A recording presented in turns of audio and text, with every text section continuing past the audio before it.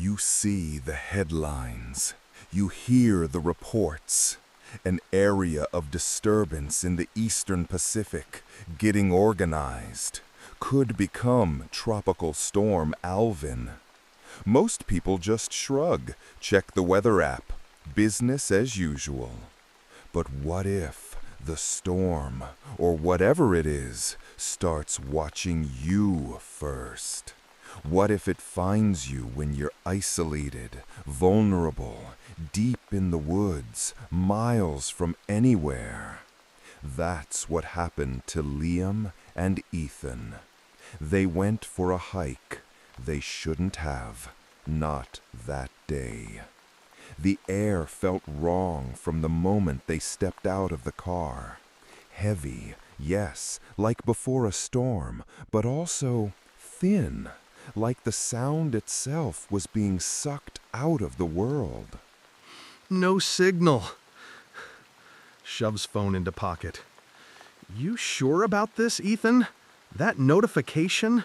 The Hurricane Center watching that area? Said it could spin up fast.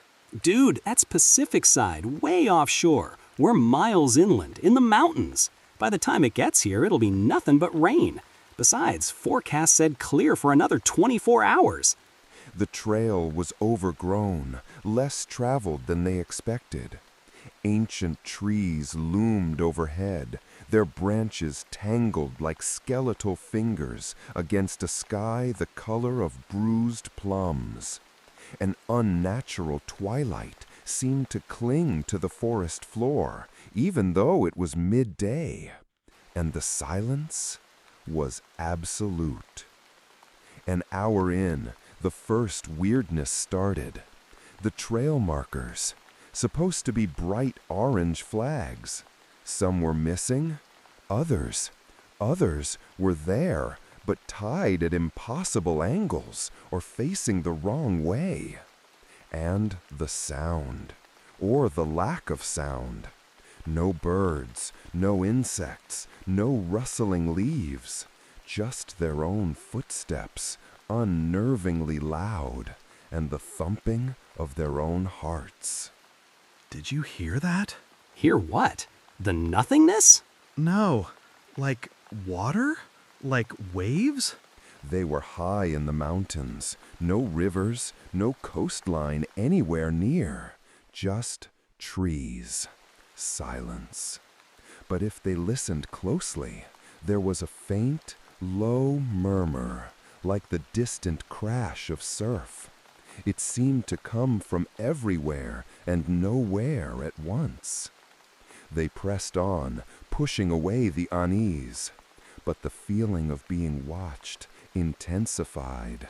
Not just a feeling, a cold prickle, a certainty that unseen eyes were following their every move from the dense shadows. The trail vanished completely. They fumbled with their map, compass. The compass needle spun wildly, then just pointed south, unmoving. Ethan pulled out his phone again, desperate for GPS. It's dead, both of them, just off, cold. Okay, new plan. Backtrack, the way we can. They turned around, but the path behind them wasn't the path they just walked. The trees were different, thicker, the undergrowth impenetrable. The eerie twilight had deepened to something closer to midnight. The sound of water was louder now, a constant growing roar, even though they saw only trees. And mixed with it, something else, a low churning and whispers. Faint at first, carried on that impossible wind.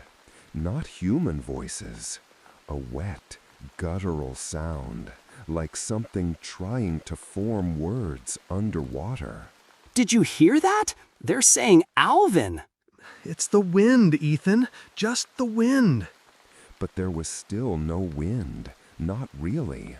Just the oppressive silence, the wrong light, and those terrifying, wet whispers churning through the air. The air grew colder, a bone-deep chill that had nothing to do with the temperature drop before rain. It felt malevolent. The trees around them seemed to lean inward, their shadows stretching, twisting into monstrous shapes. Then the rain started. Not a gentle shower, but massive, heavy drops that felt like icy stones. They hammered down, instantly soaking them. But it wasn't just rain. The sound intensified, becoming a deafening roar, like 1,000 waterfalls converging. The ground beneath their feet vibrated. The whispers were a chorus now, urgent, overlapping, no longer just sounds, but ideas flooding their minds. Water, depth, pressure, rising, consuming. Here comes Alvin.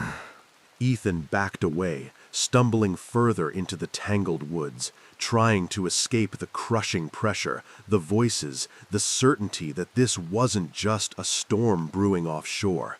This was something ancient, something elemental, something that the National Hurricane Center might have seen gathering, might have given a name to, but could never hope to understand. To the last thing Ethan heard, before the roar and the whispers and the rain consumed everything, was Liam's fading, terrified scream, and one final, chilling whisper, impossibly close, right beside his ear. They were never found.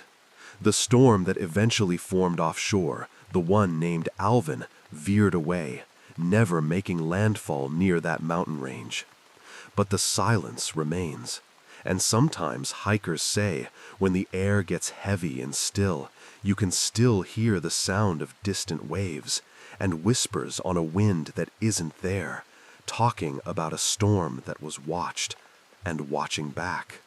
What do you think happened out there? Let us know in the comments below. If you liked this story, please hit the like button and don't forget to subscribe so you don't miss our next video. Until then, stay safe out there.